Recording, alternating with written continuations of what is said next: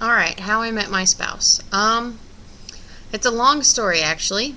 The first time I ever saw my spouse was I was riding the school bus home one day, and this was my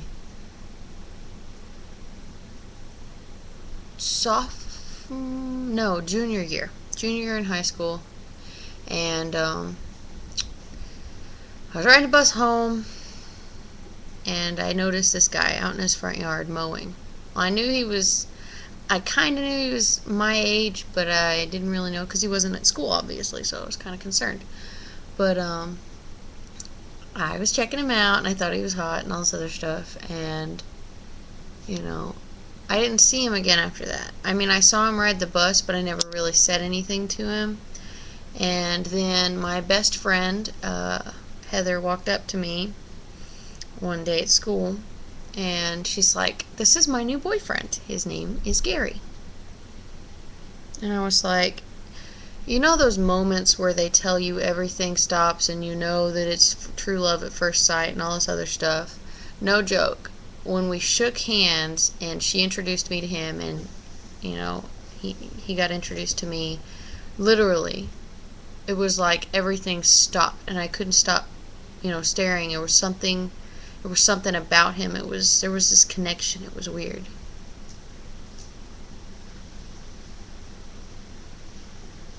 And I don't know what my husband's doing outside. But anyway, it was this weird connection. And she's like, "Hey guys, what are you doing?" You know, kind of blacked out there for a second. And we went about our lives.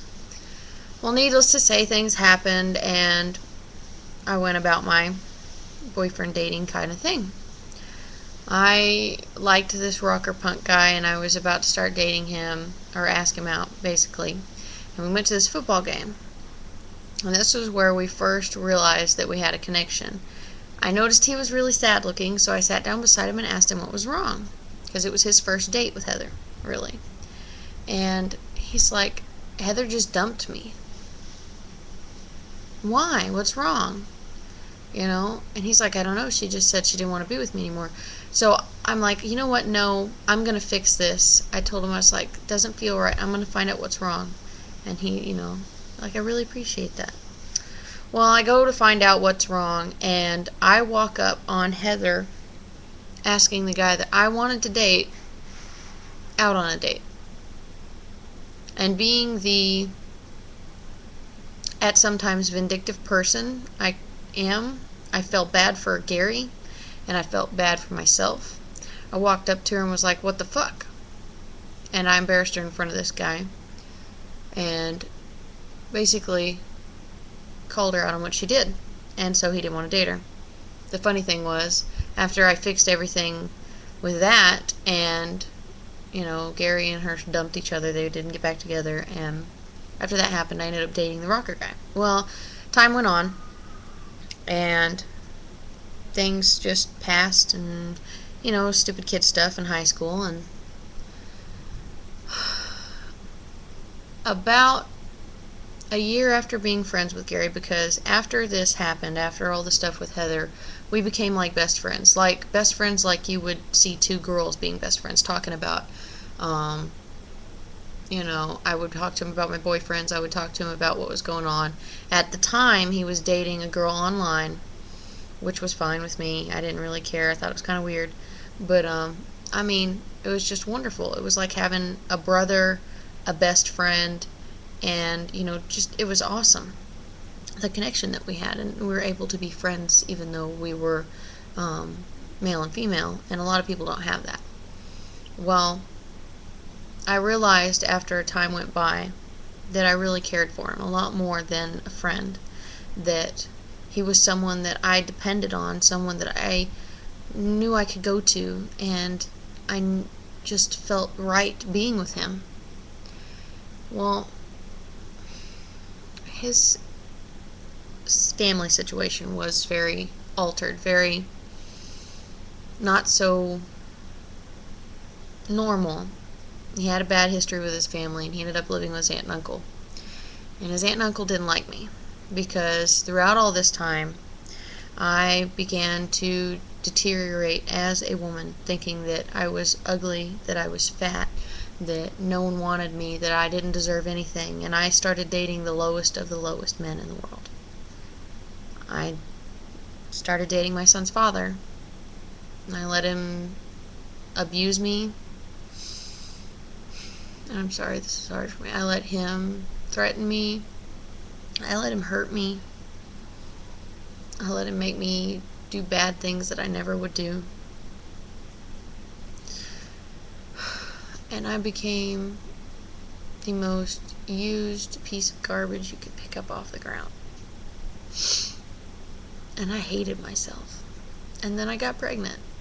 And he walked out on me because I wouldn't get an abortion. He hired my best friend, not my best friend, Heather, but another friend.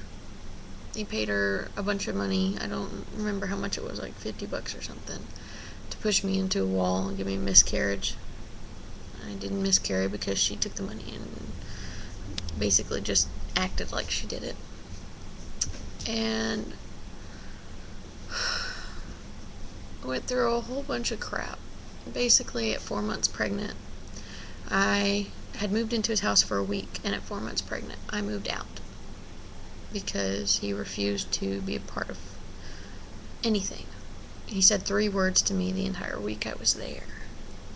I mean, it was horrible. I hated it so bad. And it was a life-changing experience.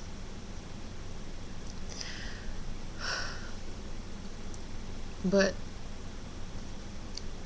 about a week after I moved out of his house, my mom and I were driving home from picking up groceries, and I look in the middle of this 2-lane highway with a median in the center, and I see something laying in the road on the other side. And there's all these cars stopping. And then I realized it was a boy in the road. Mom, you have to stop. Mom, you have to stop. I'm 4 months pregnant, and I'm telling her, you have to stop. We have to help. We walk across this median, and a girl that I went to school with, she was 19. She was about to graduate with me. By the way, this is my senior year that this all happens in. And a girl that I was about to graduate with, her and her sister were rushing her sister's son to the emergency room because he was having convulsions. And her sister wasn't wearing, it was her sister, her brother, and then ignorantly, because they were worried about the baby suffocating in the back seat, instead of having the brother watch the baby, they strapped the baby in the front seat with the girl that I went to school with. And the sister wasn't driving right. She wasn't paying attention. The kid in the back seat wasn't wearing a seatbelt. They ran a stop sign in front of a 70-mile-an-hour 2-lane highway.